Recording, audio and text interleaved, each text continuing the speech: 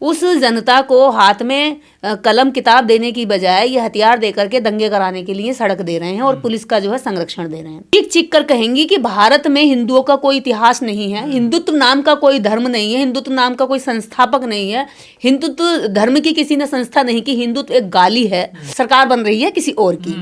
जब जनता रोजगार की बात करने लगती है, जब शिक्षा की बात करने लगती है, तब ये मंदिर और मस्जिद उनकी थाली में परोस देते हैं। लेकिन यहाँ 24 घंटे के अंदर जो है डिस्ट्रिक्ट कोर्ट ने इस पीआईएल को सुनवाई करवा ली और सुनवाई करी और इस पड़ी हुई फाइल को तुरंत जैसे कि कहा हो कि लाइए तुम जो हाँ, और ऑर्डर दे दिया, सर्वे का ऑर्डर दे दिया। जब पुलिस वहां जा रही है तो राम के और अलग अलग धार्मिक जो नारे हैं वो लगाने के लिए दंगाइयों को साथ में क्यों लेके जा रही है? इसकी तो जरूरत नहीं थी ना, पुलिस तो शांति से जाती है, लेकिन दंगाइयों को साथ में लेके जा रही है। तुम्हें ना मंदिर से रोटी मिलेगी ना मस्जिद से रोटी मिलेगी, तुम्हें रोटी मिलेगी इस देश में रोजगार से। तुम्हारी सुरक्षा ना मंदिर करेगा ना मस्जिद करेगा, तुम्हारी सुरक्षा संविधान करेगा। संविधान को बचाने के लिए सड़कों पर उतरो अगर उतरना है तो। तुम्हारे बच्चों को शिक्षा की जरूरत है, तुम्हें स्वास्थ्य की जरूरत है, तुम्हें रोटी कपड़ा और मकान की जरूरत है, उसके लिए सरकार से लड़िए।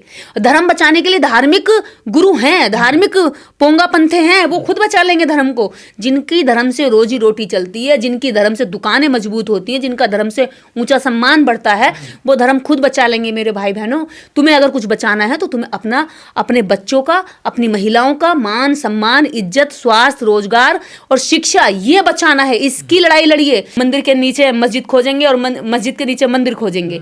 सब जगह खोजने की बजाय तुम जरा ये खोजो कि तुम्हारे पड़ोस में भूखा आदमी क्यों सो रहा है। सब जगह खोजने की बजाय ये देखो, जब तुम रेलवे स्टेशन पर जाते हो, भूखे भिखारी पड़े हो तो तुम्हारे आगे हाथ फैलाते हैं। देश का सारा काम छोड़ करके, सारे देश के अंदर वैसे भी तुम कोई रोजगार नहीं दे रहे हो, सारा काम छोड़ करके देश की सारी खुदाई करवा लो। कभी किसी के घर के नीचे कोई मंदिर ना निकल गया, कभी किसी मंत्री का घर भी खुदवाओ, ये सेंट्रल विस्टा भी खुदवाओ, ये जो संसद है ये भी खुदवाओ, सुप्रीम कोर्ट भी खुदवाओ, क्या पता इसके नीचे भी कोई मंदिर निकल आए और यहाँ भी दावा कर दो, क्योंकि तुम्हें सिर्फ बने बनाए काम पर दावा करना आता है। अतिक्रमणकारी लोग जो आए देश के अंदर, जिन्होंने ना कुछ बनाया, ना कुछ तैयार किया, ना कोई निर्माण किया, बुद्ध विहारों पे कब्जा किया, बुद्ध की मूर्तियों पे लाली लिपस्टिक थोपी, उन पे सिंदूर लगाया, उन्हें चुनरी पहनाई और उन मूर्तियों को जो है बुद्ध की जगह कोई कहीं काली माता बता दिया, कहीं तेलिया माता बता दिया, कहीं काशीनाथ, कहीं विश्वनाथ, कहीं पे बद्रीनाथ, कहीं पे केदारनाथ। तो ये खुदाई अगर हो रही है तो ईमानदारी से कराओ, बेईमानी से, धोखेधड़ी से तुम्हारी सरकार है। तुम चाहो तो अखबार में कुछ लिख दो, तुम चाहो तो कोर्ट से कुछ करा लो, तुम चाहो तो अपनी मर्जी से कोई आदेश दे दो, तुम चाहो तो मस्जिद को मंदिर बना दो, तुम चाहो तो, तुमने पहले ऐसे ही चाहा अपने राज में, तुमने बौद्ध विहारों को जो है छीन करके, उनका कोई निर्माण तो किया नहीं, छीन करके उनको तुमने मंदिर बना दिया। आज तुम मस्जिदों को मंदिर बना दो। और इस देश के जितने भी मंदिरों के अंदर मूर्तियां हैं वो सारी बुद्ध की हैं। मैं तो कह रही हूँ, अगर ये याचिका लेकर मैं जाती हूँ, क्या कोर्ट सुनेगा? ऐसी याचिकाएं कितनी जो है पहले भी डाल चुके हैं। भंते सुमित्रतन ने पहले भी याचिका डाली कि जब ये मथुरा वाला हो रहा था, राम मंदिर वाला हो रहा था, कि ये साकेत नगरी है, ये बुद्ध की नगरी है, क्या सुनवाई हुई उस पर? 1 लाख जुर्माना लगा और उल्टा जुर्माना लगा दिया। तो ये कोर्ट बेईमानी नहीं कर रहा, कोर्ट नागरिकों के लिए बन रहा है, ये सरकार की बनी बनाई जो प्रोपोगंडा उस पर काम कर रहा है। कि जब विश्व तरक्की कर रहा है, सारे जितने भी देश दुनिया में ग्रह हैं उन पर जाने की, वहाँ खोज कर रहा है कि जीवन है कि नहीं है। उस दूसरी तरफ भारत हमारा ये खोज कर रहा है कि कितनी मस्जिदों के नीचे शिवलिंग है या नहीं है, मंदिर है या नहीं है। तो ये मूर्खता ही है। खोज करनी चाहिए सरकार को कि रोजगार कैसे स्थापित किया जाए, कैसे फैक्ट्रियां लगाई जाएं, कैसे फर्म तैयार की जाएं, कैसे अपने देश की मैन्युफैक्चरिंग की जाए। चाइना, जापान, अलग अलग देशों से तो ये वेपन्स खरीदते हैं, अलग देशों से खिलौने खरीदते हैं, इनकी लड़ियाँ आती हैं। इनका देश का 70% सामान तो हम विदेशी इस्तेमाल कर रहे हैं। बड़े बड़े जो ब्रांड हैं वो देश के अंदर जो विदेशों से आकर पहने जाते हैं। तो ये तो रिसर्च करने से बैठे रहेंगे, ये तो खोज करनी नहीं चाहते कि देश के अंदर शिक्षा व्यवस्था कैसे उन्नत हो, जो लोगों के स्किल पे काम किया जाए, बेरोजगारी कैसे खत्म हो, इस पर काम नहीं चल रहा है। जो जनता को रोजगार चाहिए उस जनता को ये मस्जिदों को खोद करके मंदिर दे रहे हैं। जिस जनता को शिक्षा चाहिए उस जनता को हाथ में कलम किताब देने की बजाय ये हथियार दे करके दंगे कराने के लिए सड़क दे रहे हैं और पुलिस का जो है संरक्षण दे रहे हैं। जिस जनता को स्वास्थ्य चाहिए, जहाँ झांसी जैसे अस्पताल में, बीआरडी हॉस्पिटल में बच्चे मर जाते हैं, झुलस जाते हैं, खत्म हो जाते हैं और उनके घर वाले तड़पते रह जाते हैं। ऐसी स्थिति में जब लोगों को मेडिकल सुविधा अच्छी चाहिए जीने के लिए, सबसे ज़रूरी मेडिकल सुविधा का उनके साथ सबसे ज़्यादा खिलवाड़ होता है भारत के अंदर, उनकी सेहत के साथ, नागरिकों की। तो ऐसी स्थिति में ये उनसे कह रहे हैं कि हम तुम्हें जो है ये वाली मस्जिद खुदेगी तो इसके नीचे से मंदिर निकाल के देंगे। निकाल भी लिया तो क्या हो जाएगा? राम मंदिर बनाने का हंगामा मचा, बीजेपी ने राम मंदिर के नाम पर अपनी राजनीति स्थापित कर ली, देश में दुनिया भर के दंगे कराए, गोधरा जैसे कांड कराए, देश में रथ यात्रा निकाली, लोगों को ट्रेनें भर भर के लोगों को भेजा। राम मंदिर बन गया, कितने लोगों की इससे भूख मिट गई? राम मंदिर बन गया, कितनी भूखमरी।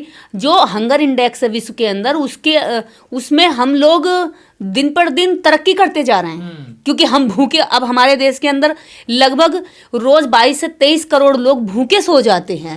उनकी रोटी कहाँ खो गई है, उस रोटी को खोजना चाहिए कि उन भूखों के निवाले कहाँ हैं। लेकिन खोज क्या रहे हैं साहब?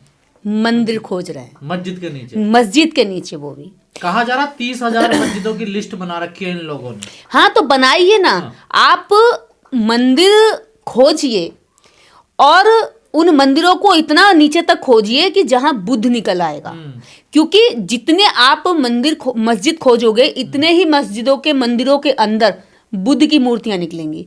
और बुद्ध की मूर्तियां पूरे भारत में नहीं, पूरे एशिया में निकलती हैं, और चीख चीख कर कहेंगी कि भारत में हिंदुओं का कोई इतिहास नहीं है, हिंदुत्व नाम का कोई धर्म नहीं है, हिंदुत्व नाम का कोई संस्थापक नहीं है, हिंदुत्व धर्म की किसी ने संस्था नहीं की, हिंदुत्व एक गाली है जो हम इंडियंस पर थोप दी गई है। तो ऐसे थोपे हुए धर्म, ऐसे थोपी हुई गाली को तुम धर्म बना करके लोगों को गुमराह कर रहे हो। और सही बात बताई जाए तो सच में आज जब ये कहते हैं कि राम भी कृष्ण विष्णु का अवतार है और बुद्ध भी विष्णु का अवतार है, बताते हैं ना कि विष्णु के 10वें अवतार, 10वें और 11वें अवतार हैं। जब राम भी विष्णु का अवतार है और बुद्ध भी विष्णु के अवतार हैं, तो फिर राम राज की स्थापना क्यों की जाए? बुद्ध राज की स्थापना करी जाए ना फिर, क्योंकि बुद्ध के राज में तो शांति है, सद्भावना है, प्रेम है, करुणा है, मैत्री है, दया है, भाईचारा है, एक दूसरे को मार काट की बात नहीं है। जबकि बुद्ध ने तो तलवार भी नहीं उठाई, राम ने तो तलवार उठाई है। तो राम के राज में तो हिंसा है, दंगा है, औरत की परीक्षा है, राजा बलि का षड्यंत्र से हत्या है, बंदरों से काम कराने की कथा है। तो ऐसी जिस व्यक्ति की स्टोरी में मारना है, काटना है, जानवर पशुओं से भी जो है मजदूरी करवाना है, तो उसकी जगह क्यों ना हम ऐसा राज स्थापित करें जहां पर भाईचारा है, जहां पर बराबरी है, जहां पर समानता है। निकाल कर ये देश को किस तरफ धकेलना चाहते हैं? इससे तो एक बड़ा देश में बता रही हूँ ना, जो देश के अंदर मशीन से गड़बड़ करके चुनाव जीते जाते हैं, उसके बाद दंगे करा दिए जाते हैं, क्योंकि जनता मुद्दे उठाएगी, जनता कहेगी कि भाई गड़बड़ हुई है, हमने वोट दिया किसी को और सरकार बन रही है किसी और की। जब जनता रोजगार की बात करने लगती है, जब शिक्षा की बात करने लगती है, तब ये मंदिर और मस्जिद उनकी थाली में परोस देते हैं। उनकी थाली में चाहिए निवाले, उनकी थाली में चाहिए भूखों के पेट को निवाले चाहिए, लेकिन उनके मुंह पर, उनकी थाली में क्या परोसते हैं? ये हिंदू मुस्लिम ले लो, हिंदू मुस्लिम ले लो। लेकिन ये भी एक लिमिट तक चलेगा, लोगों को समझ में आ रहा है, लोग जाग रहे हैं। लिमिट तो कहाँ चलेगा? देखिए संभल में गए सर्वे करने, वहाँ हिंसा होगी, दंगे हो गए, 5 लोग मारे गए। आम जनता ने दंगे नहीं किए साहब, आम जनता ने दंगे नहीं किए। जब पुलिस जा रही है 24 घंटे के अंदर, आपको पता है यहाँ रेप के केस भी 20-20 साल पड़े रहते हैं। जब पोक्सो एक्ट लगती है ना, तो वो बच्ची के साथ जब रेप होता है तो वो बच्ची भी बूढ़ी हो चुकी होती है, जब तक उसे न्याय नहीं मिलता। उसकी जीवन के, उसका बचपन तो जवानी ढल के भी बुढ़ापे तक आ जाता है। लेकिन यहाँ 24 घंटे के अंदर जो है डिस्ट्रिक्ट कोर्ट ने इस PIL को सुनवाई करवा ली, और सुनवाई करी, और इस पड़ी हुई फाइल को तुरंत जैसे कि कहा होगी लाइए तुम जो, हाँ, और ऑर्डर दे दिया, सर्वे का ऑर्डर दे दिया। जब पुलिस वहां जा रही है तो राम के और अलग अलग धार्मिक जो नारे हैं वो लगाने के लिए दंगाइयों को साथ में क्यों लेके जा रही है? इसकी तो जरूरत नहीं थी ना, पुलिस तो शांति से जाती है, लेकिन दंगाइयों को साथ में लेके जा रही है। मैं तो ये कहती हूँ, चाहे हिंदू हो चाहे मुस्लिम हो, जो भी दंगों में जाएगा, जो भी इन दंगों में, इन राजनीति के भाषण में अपने घर से निकलकर, चौखट से निकलकर इन रैलियों के, इन सम्मेलनों का हिस्सा बनेगा, वो बर्बाद होगा। क्योंकि जनता को, तुम्हें ना मंदिर से रोटी मिलेगी, ना मस्जिद से रोटी मिलेगी, तुम्हें रोटी मिलेगी इस देश में रोजगार से। तुम्हारी सुरक्षा ना मंदिर करेगा ना मस्जिद करेगा, तुम्हारी सुरक्षा संविधान करेगा। संविधान को बचाने के लिए सड़कों पर उतरो अगर उतरना है तो। बर्बाद इसमें आम लोग, गरीब लोग होते हैं ना। मैं उन्हीं गरीबों को संबोधित कर रही हूँ, उन्हीं गरीबों से कह रही हूँ कि तुम्हारे बच्चों को शिक्षा की जरूरत है, तुम्हें स्वास्थ्य की जरूरत है, तुम्हें रोटी, कपड़ा और मकान की जरूरत है। उसके लिए सरकार से लड़िए। धर्म बचाने के लिए धार्मिक गुरु हैं हैं, धार्मिक पोंगा पंथे हैं, वो खुद बचा लेंगे धर्म को। जिनकी धर्म से रोजी रोटी चलती है, जिनकी धर्म से दुकानें मजबूत होती हैं, जिनका धर्म से ऊंचा सम्मान बढ़ता है, वो धर्म खुद बचा लेंगे। मेरे भाई बहनों, तुम्हें अगर कुछ बचाना है तो तुम्हें अपने बच्चों का, अपनी महिलाओं का मान सम्मान, इज्जत, स्वास्थ्य, रोजगार और शिक्षा, ये बचाना है। इसकी लड़ाई लड़िए, क्योंकि एक आम नागरिक सुकून से दिन भर काम करके रात को रोटी खाना चाहता है और शांति से सोना चाहता है, दंगा नहीं चाहता। और अगर तुम्हें ये चाहिए तो तुम सरकारों से सवाल करो, और तुम्हें ये पता होना चाहिए कि तुम सवाल करने के लायक हो, क्योंकि सरकारें जब भी बनती हैं जब तुम वोट डालते हो। राजा अब रानी की कोख से पैदा नहीं होता, राजा तुम्हारे वोट से पैदा होता है। तो जब राजा को तुम पैदा कर रहे हो तो वो राजा तुम्हारा नौकर है, तुम उसके मालिक हो, और तुम उसको बना सकते हो और उसको समय आने पर बिगाड़ भी सकते हो, कुर्सी से उतार भी सकते हो। पहले तो अपनी इस ताकत को पहचानिए कि आप ही इस देश के अंदर सर्वे सर्वा है। संविधान आपके लिए है, आपके द्वारा है, और इस देश का जो सरकारें बन रही हैं वो आपके लिए हैं, आपके द्वारा बनाई गई हैं और आपके लिए ही काम करेंगी। लेकिन आपको ये पता नहीं है, इसलिए आप आसानी से शिकार हो जाते हैं इस बात का कि चलो जी मंदिर के नीचे मस्जिद खोजेंगे और मस्जिद के नीचे मंदिर खोजेंगे।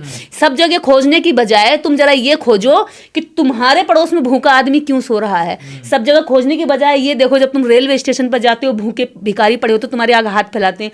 अभी लाइट एरिया में आप जाइए, जो सिग्नल लाइट वाले एरिया हैं, उन चौराहों पर आपको 10-15 बच्चे मिल जाएंगे, औरतें मिल जाएंगी, बूढ़े आदमी मिल जाएंगे। ये खोजो ना भाई कि आखिर गरीब क्यों है।